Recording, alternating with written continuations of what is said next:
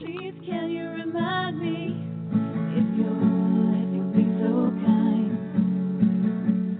staring out into space, asking God to hear my case, trying to think of all things past.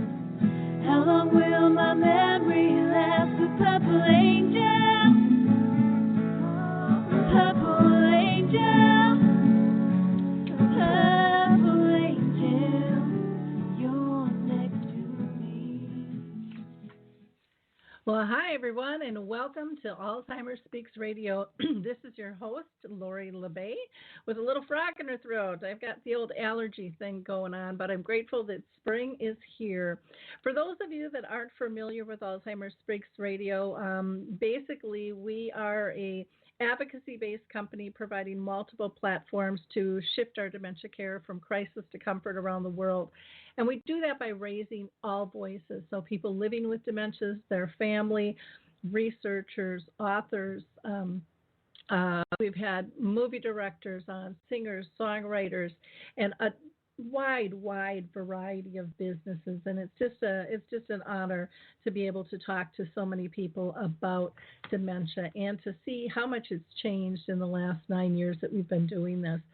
And I have to thank our listeners because you guys, you lift us up. You get the word out there regarding what it is we're doing. And without you, Alzheimer Speaks wouldn't be known around the world the way it is. So thank you. Your likes, your clicks, your shares are really, really important and very much valued. So I want you to know that.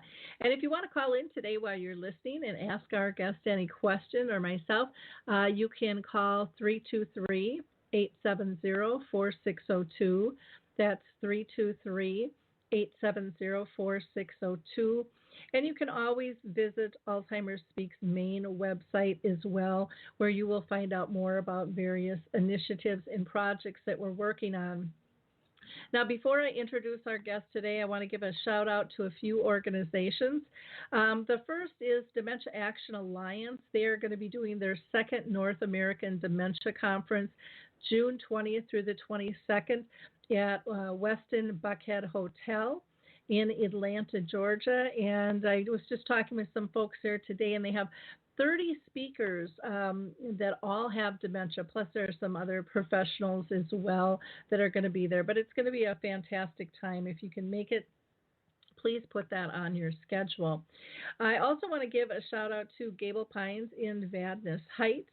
I will be doing my last presentation there. We've done a series of them, but the last one will be this Friday from 10:30 to 12:30 about shifting from crisis to comfort. And that's always been a lot of fun and very interactive with our groups there.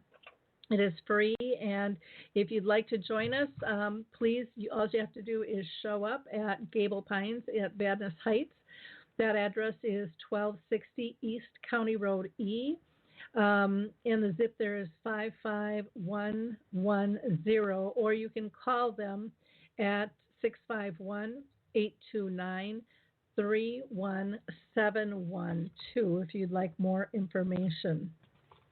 Let's see. I need to also give a shout out to Maria Shriver for her women's Alzheimer's movement. She's doing some great things to raise funds and awareness for women who are diagnosed with Alzheimer's disease. And she will be doing her Move for Minds events. I believe it's going to be this fall instead of summer. And then I want to give a shout out to all my friends at the Alzheimer's Research and Prevention Center in Arizona. They do just a great job with a variety of holistic avenues. So if you're looking at, what can you do to maybe prevent or slow down, they do a lot with meditation, with food, exercise, talking about sleep and so forth. You can check them out as well. So let me go ahead and introduce our guest today. I had the honor to meet this man, and he is just full of energy and knowledge. His name is Pietro Michelucci, and he is a cognitive scientist who directs the Human Computation Institute, which is a research center that develops crowd-powered systems to tackle big societal problems like Alzheimer's disease. And in 2015, he launched the Eye on Alzheimer's Citizen Science Project to accelerate Alzheimer's disease research. And they developed a game called Stall Catchers that allowed anyone to participate really around the world to help push research forward. And in April, they had this huge megathon. And so we're going to talk about the results of that today. So welcome, Pietro. How are you doing? Hi, Lori. Thanks. Doing great. It's really a privilege to be here, talking with you and also your community of listeners. I don't always get a chance to talk, with folks who are directly affected by Alzheimer's disease. Wonderful. Well, it was such an honor to be part of your megathon this last April. And why don't you tell people a little bit first about what exactly is Stall Catchers, and then what was the megathon, and then we'll dive into what you found out through the megathon. Right. Okay. Sounds good. So I think you said it well. I mean, Stall Catchers is a game that anyone can play that helps speed up Alzheimer's disease research. Of course, there's a lot of Alzheimer's disease research going out there, and it doesn't speed up every single research study in every laboratory. It's actually in collaboration with one laboratory, which is at Cornell University. It's the Schaefer-Nishimura lab, where they're looking at Alzheimer's disease through a very specific lens, which is brain blood flow. And they're doing their studies with mice. So they give mice the human version of Alzheimer's disease transgenically, and then the mice manifest all those symptoms of Alzheimer's, including the cognitive symptoms and ultimately the amyloid plaques and so on, the physiological correlates that we see in the brain. So what really was compelling to me about the work they were doing is that even though it's looking at Alzheimer's through this lens, their work seems to connect all the different pieces of the puzzle together. So their work is very complementary to the tau tangles and the amyloid plaques research and some of the other studies that are going on, and helps kind of complete the picture of, well, how are all these things related to each other. I mean, we see evidence of these different things, and we see they're correlated with Alzheimer's disease, but what are the underlying causal mechanisms? How do these things arise in the first place? And they've made some remarkable discoveries. And the key discovery that they made is that if you so I guess since the beginning of Alzheimer's disease, we've known that there's about a 30% reduction in brain blood flow in patients with advanced Alzheimer's disease, but we've never understood why. And they did studies where they were looking at the tiniest blood vessels in the brains of these mice with Alzheimer's disease and comparing basically how many of these tiny vessels were stalled or clogged and not allowing blood to pass through compared to healthy mice. And they found that there were about 4 times as many of these stalled in the Alzheimer's mice, and that when they looked at the downstream effects of overall brain blood flow, that the Alzheimer's mice had a 30% reduction in brain blood flow because of these stalled, tiny capillaries, and which exactly sort of matches what's been observed in human patients with Alzheimer's. And then they did something even more interesting, and actually it was quite by accident, as many important discoveries have been in our history, and that is they were trying to light up these blood vessels in the brain so they could see them better using their imaging methods, and the drug they used to light up the vessels was actually an immunosuppressant. So basically is the sort of thing you would give to counter inflammation. And when they gave that drug to the mice to try to light up the vessels so they could see how many of these vessels were stalled, the stalls went away. So they sort of accidentally happened upon a way to restore blood flow to the brains of these mice. And when they did that, the mice got their memories back, and their depression went away. And so the cognitive symptoms of Alzheimer's disappeared almost instantly. I mean, within the same day. And you know, one has to be cautious about these results in the sense that these were results found in mice. This hasn't been tried in people, and these were mice that were earlier stage Alzheimer's rather than late stage. And in some subsequent studies, they've seen that reversing the stalls is more difficult in the later stages of the disease with the mice. So at this point, you might say, well, it sounds like the problem was solved. You know, they found a drug, it made the stalls go away, and the mice got their memories back. Well, there's one little tiny catch, which is that the drug they gave the mice was an immunosuppressant that basically destroys the immune system, and they can't fight off disease. So it's basically like giving the mice AIDS. You know, the cure is worse than the disease in a sense. So the goal now, based on this body of work, is to find a safe treatment that accomplishes the same thing, that maybe is more targeted and only suppresses that immune response that's causing those blood vessels to stall and leaves the rest of the immune system intact, or maybe prevents the stalls from occurring in the first place. So that's their current, and I know that's a lot of information, but I think it's an important context, because when you say, well, why should I go and play this game, or why would anyone want to play this game, I think it's important to understand what is the research that it's supporting and why could this actually make a difference in finding a treatment for Alzheimer's disease. So I, you know, when I learned about this, and I'm not a biomedical researcher, I've learned a lot about biology of the brain since I began this project. But you know, to me to decide to commit years of my own life and work to helping to solve a problem, I needed to have, you know, a pretty good sense that this was solid work and it was on solid footing. And for me, it really passed that test. And I believe that that their work continues to be moving forward in very interesting and important ways. So that's a long-winded answer, but yeah. So did you want me to talk a little about the game itself, or what's next? Yeah, why don't we talk about the game itself, and then we can talk about the Megathon and go from there. But yeah, explain a little bit more detail the game, how people get to it, what do they do once they're there, and all that kind of fun stuff. Sure, yeah. So it's pretty easy peasy. You go to StallCatchers.com. And so it's just an online website, and you can watch a brief video tutorial that kind of shows you the game and how it works and how you play the game.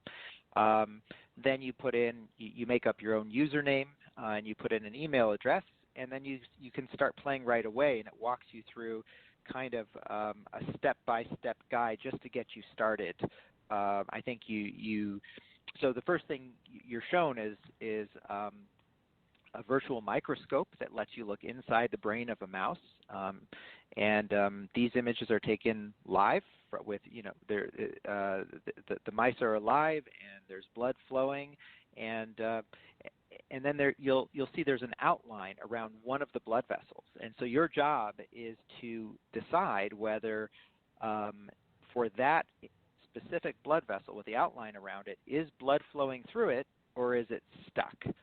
And so there are some cases where it's very easy to tell the difference between flowing and stalled, and then other cases where it's a little trickier, but we tend to start people off with the easier ones, and over time they might get some more challenging ones.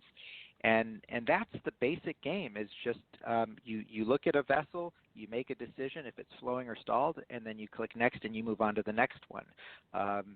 If you get it right, you get more points than if you don't. And there's an online chat box, so people who are playing the game, some of whom have connections to Alzheimer's disease, can communicate with each other while they're playing the game. And there's some very friendly banter. It's actually a very nice community in my experience. We do get students playing sometimes, and their version of banter is a little different. They tend to be more competitive with each other, but they kind of they just communicate with each other, and they're sort of afraid to talk to the adults. So it all works out in the end. Well, that's good though. It's just kind of mind blowing that we can analyze this data, that we can participate. How do they? One thing I never really did ask you is how do they get these slides? Showing the blood actually flowing through vessels. How do they capture that? Do you know? Yeah, so I mean that's I think an important aspect of what's enabled all of this research is that they're taking new techniques in doing brain imaging and applying them to these mice. So they basically, it's called let's see if I'm going to say this right, two photon microscopy, I think is the term for it. But they shine lasers in, and they might shine them in from different angles, and then they converge at different layers of depth inside the brain. And it doesn't harm the mice in any way to do this. Although to see inside the brain of these mice, they do have to install these glass plates in the cranium, in the skull of the mouse. So they have what's called a chronic plate. That means that basically it's put in and it stays there for the life of the mouse, but it doesn't, as far as I know, reduce the lifespan of the mouse in any way. And then they shine the lasers in and they reflect the light back out, and somehow they magically capture these live images of brain blood flow through all these different layers of brain tissue. It's quite remarkable. Wow, that is amazing. That is really amazing. Now, right now, do you know about how many people you have playing the game or who have registered to play the game at all? I know you've got people all over the world. Yeah, that's right. We have folks on all continents, barring Antarctica, although we came quite close. That's another story. They have some internet issues in Antarctica. That their survival depends on their internet. So our movies were a little too big for them to download. That's what the issue was. But so we've got, I think we're pushing up against 20,000 registered users now. I think we're at 19,600 or 700. So that's a lot of folks who have registered to play. On a day-to-day basis, you might see 100, 150 different people playing. So it's not that all 20,000 people who registered are playing all the time. And some people come and try it, and it's not for them, and they never come back. We do have a lot of folks who are kind of occasional players. So they'll come, they'll play for an hour, and then we'll see them next week. And then we have a group of very dedicated players who are on there every day, and they're kind of like the friendly, familiar faces. If you ever watch the show Cheers, you can always kind of go there and count on them, and they're friendly and fun disposition. So it's a great community. I remember you saying there was a woman who was kind of in that category, and she actually wrote to apologize because she took a fall or something, or had some kind of health issue and felt bad she couldn't play for a while, and wanted to make sure everybody knew, that she'll be back. We just couldn't believe it. It was so sweet and kind of her. I think she was, you're right. She was one of our top players. She was in her mid-80s, I think, when she was playing, and and her goal was to always be in the top 20 on the leaderboard. And then suddenly she wasn't online for a couple of days, and we got a little concerned, and then we received this email from her, and she explained the situation, that she'd had a fall, and her doctor said she wouldn't be able to play for a month, and she just wanted to let us know so it didn't inconvenience us in any way. And of course, the only thing we really cared about in that moment was whether she was okay or not, and we certainly came together as a team and let her know how much we appreciated her, all her contributions. Okay.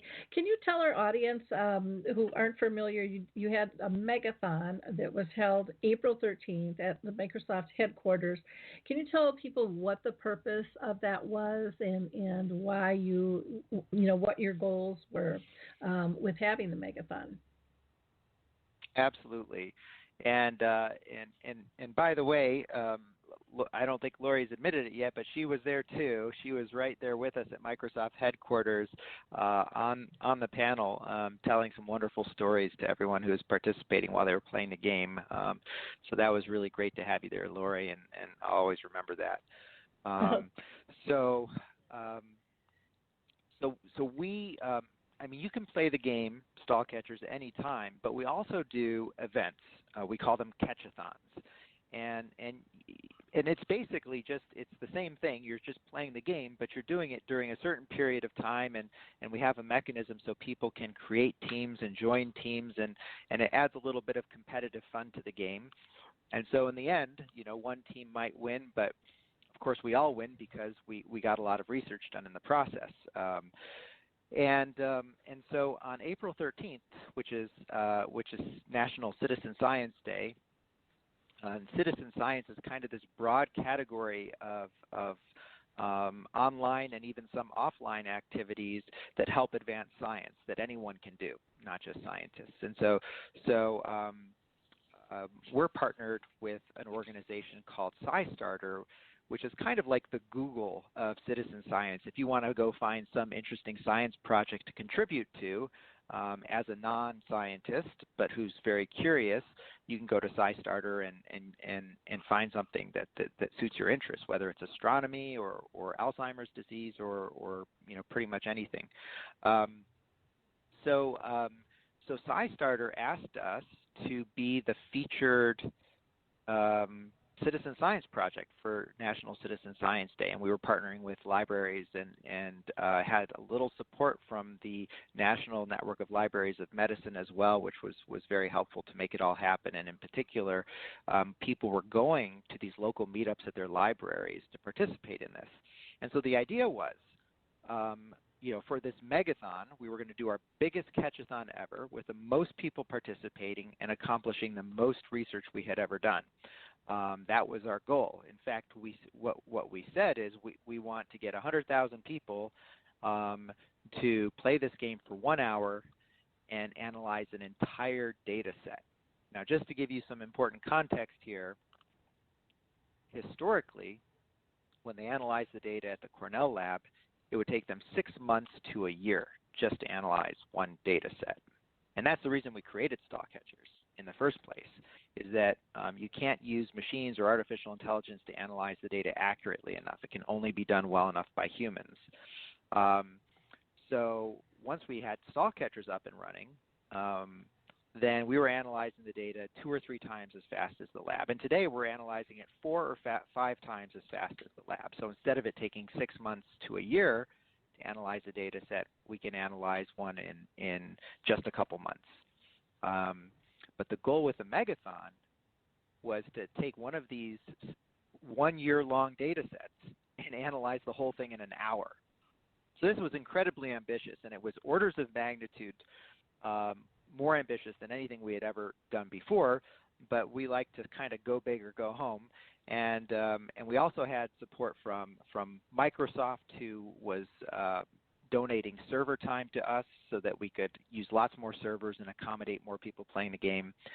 And so we went for it, and a ton of people. I think we looked at some of our Google Analytics, and it looks like we had not 100,000 people, but we had, I think, something like 15,000 people at least come to the website. And we did have some server issues that day, so I don't know if I'm pretty sure a lot of the people who tried to play were not able to, but that was the level of response and interest that we had. And thanks in large part also to folks like, I think you even mentioned earlier in the call, the Women's Alzheimer's Movement and Maria Shriver's group there who helped promote the event, and the Science Friday show, and you even told people about it on your own show here, Lori. So, that all those things really helped bring together this community of people to do this. And the remarkable thing is that we did, like I said, we did encounter some unexpected server issues during that 1 hour of the Megathon. So we extended the event for the rest of the weekend. But by the end of the weekend, we had a preliminary research result on that data set. So basically in a weekend, we already had an early look at what the research result was. And then and so that was our, I guess what we call our analysis pass on the data, which was equivalent to, I think, a fair estimate would be about 3.5 months of laboratory research in a weekend. So so we aimed very high, and we didn't quite get as high as we aimed, but we got probably 5 or 10 times more research done in the same amount of time than we had ever done before, which was a huge win for Alzheimer's disease research. And so we do have an early look, and I can if you're interested, I can explain what the research question was that we were analyzing and what the early result looks like. That would be fantastic.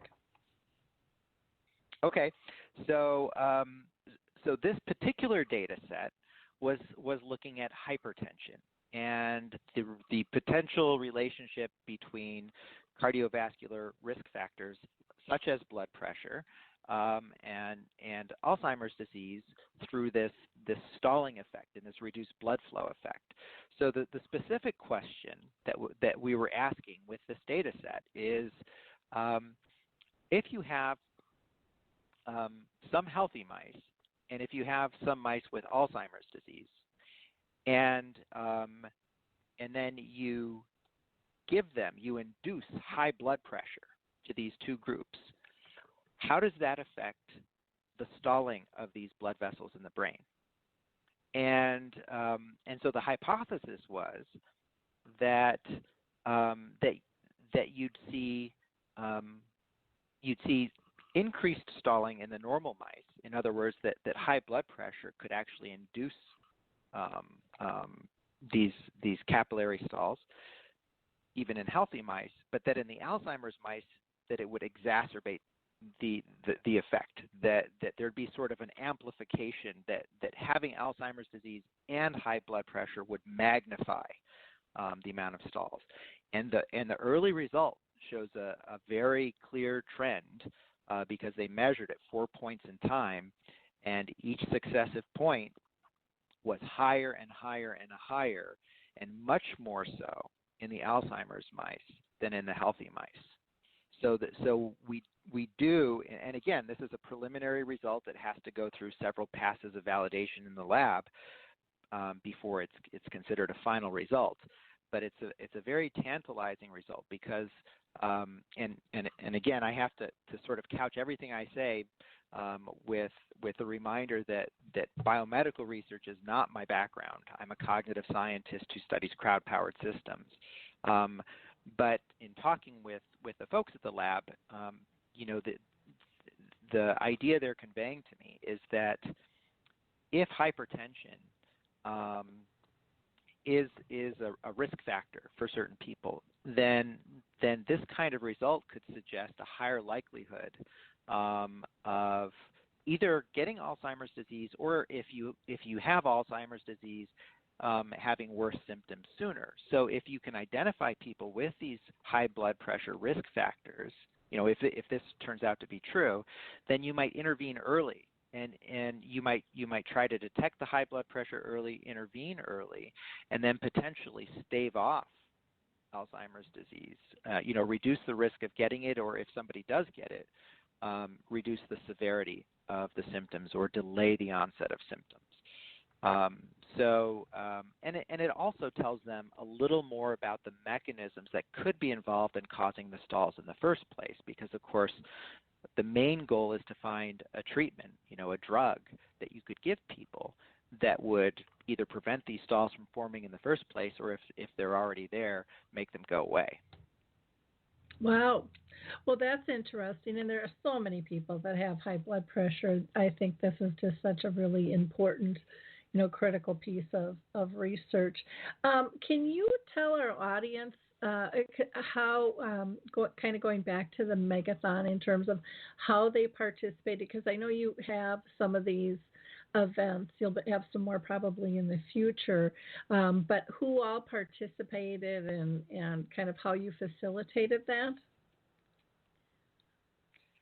Wow. Yeah. So it's each one of these events is a learning experience for us, and as I mentioned, we were trying to get a scale of participation that was much larger than ever we'd had before. So of course we went back to folks who had participated in our previous events. We've held a now annual event called our International Catchathon, where we try to engage many different players in other countries, and they form teams, and it becomes a little bit of a country competition as well. The Austrians are very competitive. They held their own catchathon just within Austria that one year actually accomplished more research than the entire international catchathon that year. So of course we went back to all those folks and said, hey, we're going to do this Megathon thing, and we'd love to have you involved. Here in the States, we worked closely with libraries because of our connection to the National Network of Libraries of Medicine, and there was a group of libraries in the southwest of the United States. I think about 30 library systems, including huge ones like Los Angeles Library System. I think it's a county-based system, and so the idea was that libraries could become a regular place for meetups to do things like stall catchers, to do citizen science, to help advance scientific research that has a significant societal impact. And so the libraries would love this because part of their mission is learning, to help give people opportunities to learn. And this is very much in line with that, because through playing the game, and we have lots of videos about the research that's being done and explaining how playing the game actually helps the research, that it's very informative and raises awareness for people who are playing the game. So it was a really good fit, and it was really fun for us to work with libraries and see them and their patrons getting excited about being part of this. So I don't know if we ever had a final count on the number of libraries that participated. I know we had libraries from all different states around the country. We had folks in Maine, in the southeast, in the deep south, pretty much everywhere. We had libraries that were on board. It was on a Saturday, so we'd hoped to engage students, but Saturday's a tough day to get kids involved, and we did. I mean, some of them did show up to libraries, but we've done other events that were much more student centric than this one. Okay, well, and I think you had one teacher that asked if they could do it on Monday or something, and had his kids participate. Am I thinking correctly there? That's exactly right. Yeah, I'm glad you reminded me about that. So what was really cool about that is that we had gotten, I think, to a certain point in our analysis of that data set. I think we had gotten very close to the milestone of completing the analysis. We had enough done that we could have a preliminary result, but we weren't able to say done because we had this bit left, and it wasn't a huge bit percentage-wise, but it was still, under normal circumstances, it probably would have taken Stall Catchers a couple weeks to get that last bit done. So this teacher approached us. He said, I'd love to do this with my class, I have a few classes that could be involved, and we could do this on Monday after the weekend of the Megathon. And we said, please do. Yeah, obviously, go for it, and we'll support you every way we can, and get you set up with teams if you want to have class-to-class competitions and so on. So they got involved, and in one day they finished it. So it was just amazing, and it was a perfect kind of way to end the Megathon. Oh, that's neat. I had talked with a few people, when I was trying to help market this, and some of the communities said, gosh, it would be neat if they did this like on a quarterly basis, but did it in a week span because of their schedules are so tight in terms of Right. what they're doing. And I don't know if that's something that, you wouldn't want to man it the whole week, needless to say, in a live event, but you could kick it off and probably do a wrap-up piece. And pull people together that way. I don't know if that is something that's workable or doable for you guys, but their thought was they would probably be able to be more involved and develop more teams within their communities and even their libraries if they had it on a regular basis, but yet still some flexibility within that quarterly base there.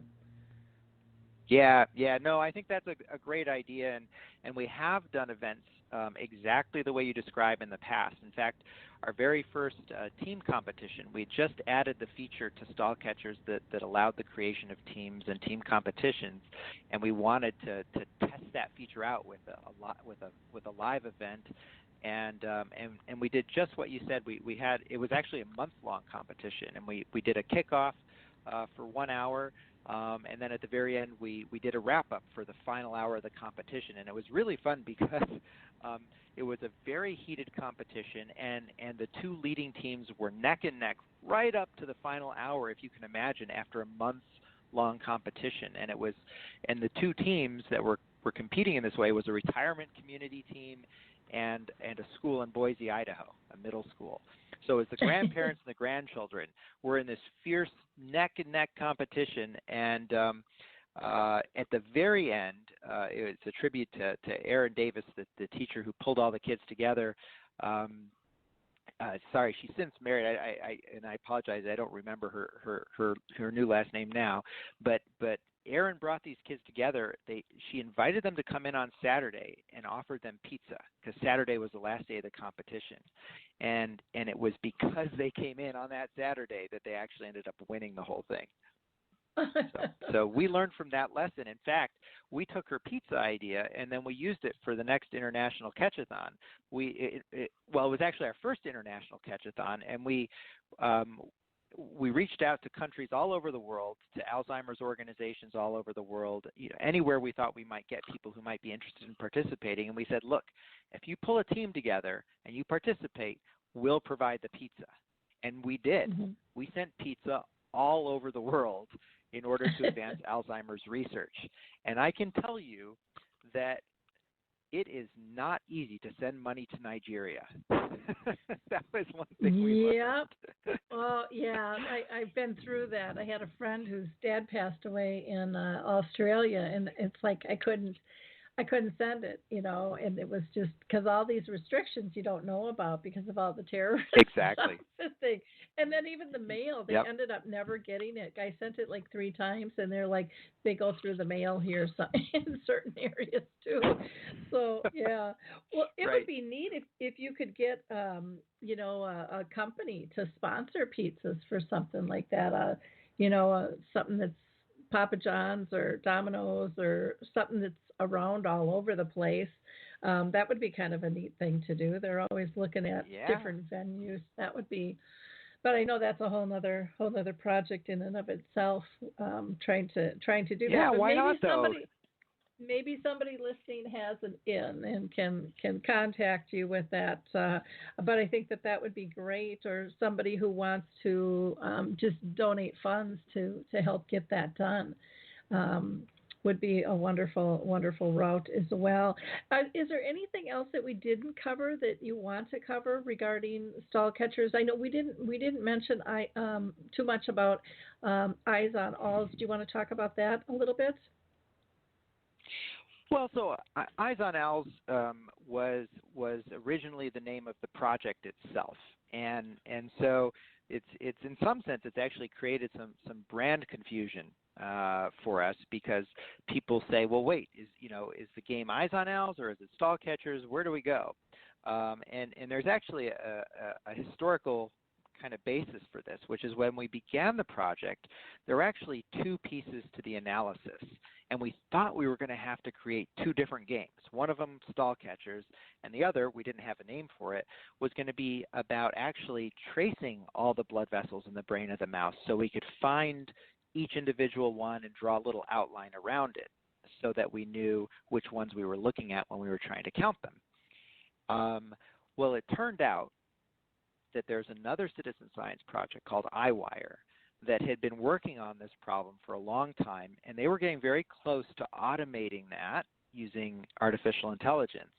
And they had kind of a partial solution for that. And one of the folks on our Eyes on Owls team, Mohammed Haft Javaharian, who is in the Cornell lab and actually just defended his dissertation and got a PhD related to data science, he went and spent a week with the folks at Princeton who do the iWire thing, and he learned from them. He spent a week of his summer doing this, and then he came back and he continued that work on developing the computer software that could analyze those data, and he worked it out. He actually got a solution that was good enough for our purposes. So then we didn't need to make that second game, and now and that's, for me, that's kind of an exciting outcome because and I think for the research, because it's one less bottleneck to the analysis that we don't have to solve. If we can get machines to do it, then we can just add more and more computing power to make that part faster. So it was really a great result, but then we ended up with the Eyes on Owls project and the Stall Catchers game. That's where we are. Well, that's good, because it's just like I said, I was confused myself, but it's like you said, it's nice that you were able to bypass it and go forward from there. Is there anything else that we haven't covered that you feel our audience should know? Yeah, I guess I think there's one very important aspect of playing Stall Catchers. If anyone wants to try it out and participate in this, that I should convey, and that is that we use what's called wisdom of crowds methods in Stall Catchers. We do not rely on any individual to give us a final answer about a blood vessel in the game. So the reason this is important is because people will play the game and then they'll get some vessels wrong, and then they'll think, oh no, I'm going to mess up the research. They're going to have the wrong result. It's gonna mess up everything. It's designed in such a way that people are expected to get these wrong all the time. When I play the game, I get them wrong all the time. But the wisdom of crowds methods we use combines many answers from different people about the very same blood vessel. So the one time that I get it wrong, 2 or 3 other people who are answering are getting it right. And when they're getting it wrong, maybe I'm getting it right. And we validated our methods to show that 99.9% of the time, when we combine answers from enough people and we know exactly how many to combine, we get a very expert-like answer. So the take-home message is, if you're playing Stall Catchers and you get it wrong, don't worry. You're expected to. In the end, you can't hurt the research, no matter how many you get wrong. In the end, you can only improve the research by playing the game. Mm-hmm.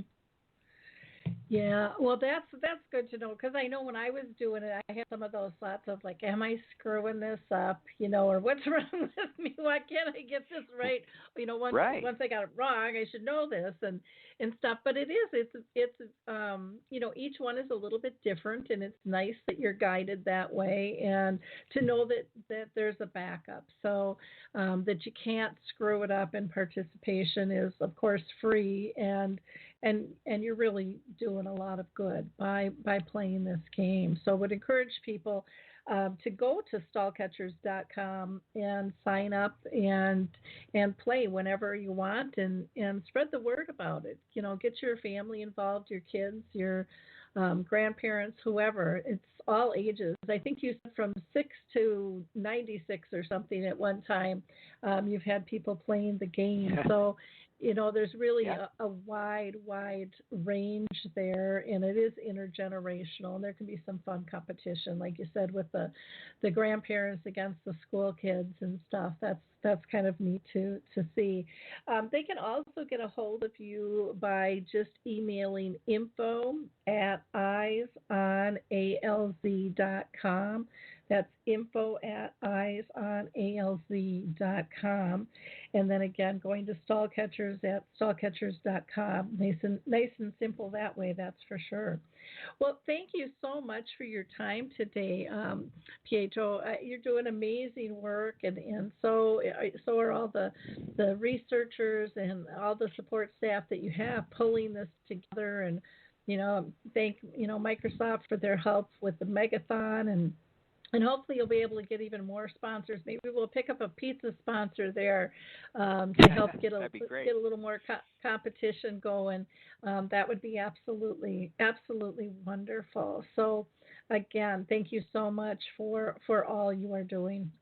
You're doing amazing work. Oh, thank you, Lori. Yeah, no, it's really great to talk with you again, and really appreciate all your support for Stall Catchers. And so glad to be able to reconnect and speak with you and your community. Yeah, I'm glad to be here. Thanks. Well, let's stay in touch, and as you do, other events in the future, please let us know, and we'll push those out. Okay? Absolutely. Yeah. All right. Well, thanks again. Okay, thank you. And for our listeners, please don't forget to go to StallCatchers.com and check that out. I also want to put a plug in for Alzheimer's Disease International. They're doing a huge survey right now, and the survey question is, what do you think about dementia? And the easiest way to find that is just go to AlzheimerSpeaks.com. I have that on our home page there. You just have to click on it. You'll get right to it. And I also want to give a plug to my friend Jennifer Fitzpatrick. She wrote a book called Cruising Through Caregiving, and she's going to be doing a virtual book club May 15th through August 28th. And on those dates, it'll be 4 Eastern, 3 Central, 2 Mountain Time, and 1 Pacific Time that these book clubs will be taking place. And they're going to take a chapter of her book every week and have a discussion on it. It's going to be dementia specific, but feel free to, there's so many overlaps when it comes to caregiving. So pass this along to anybody in need. And if you purchase a book, they have a link there. If you purchase it through their link, you'll actually be helping out the charity, Hilarity for Charity, I think it's called, Seth Rogen's group. And he's doing some great work for giving people respite and things when giving care. Let's see what else. There's also, it's going to be a really interesting a seminar that's going on, and it'll be going on from May 20th to the 26th, and it's called Digital Dementia. And that's not a medical term, but there are a lot of studies going on and just some great awareness regarding our interaction with all of our digital pieces, our computers, our iPads, our iPods, all of that stuff, and what is it doing to us physically and mentally. Is there some reactions that we need to know about in our own body? And I think it'll be a very, very, very interesting thing. How are we interacting socially? Are we getting effects with our eyes, with our posture, all kinds of things there. And last, I want to just give a shout out to the Memory Cafe Directory. Calendar Cards, which is a memory system, has created the Memory Cafe Directory for us. And so you can find, if you've got a Memory Cafe close to you, or maybe you are starting one and want to get it in the directory, just go to memorycafedirectory.com. And then last, I want to give a shout out to the Purple Table Reservations, and you can find them at PurpleTables.com. And they have developed a program to actually teach and train people who are in the restaurant business how to better serve those with dementia. It's an absolutely fantastic program, and they're looking for more companies to get involved because they've got a lot of people registered all around the U.S., and those people, of course, would like more restaurants to be able to pick and choose from. So, in wrapping up, thank you so much for listening today, and enjoy your week, and we will talk to you all very soon. Check us out at AlzheimerSpeaks.com. Bye now. Hi, this is Suzanne Newman, host of the Answers for Elders podcast and radio show. We are the North Star that guides you through the complicated journey of senior care with trusted experts in money, law, living solutions, and more. So join us on this station, your favorite podcast channel, or just go to AnswersForElders.com. Meet the Wayshowers who will help your journey go a lot easier.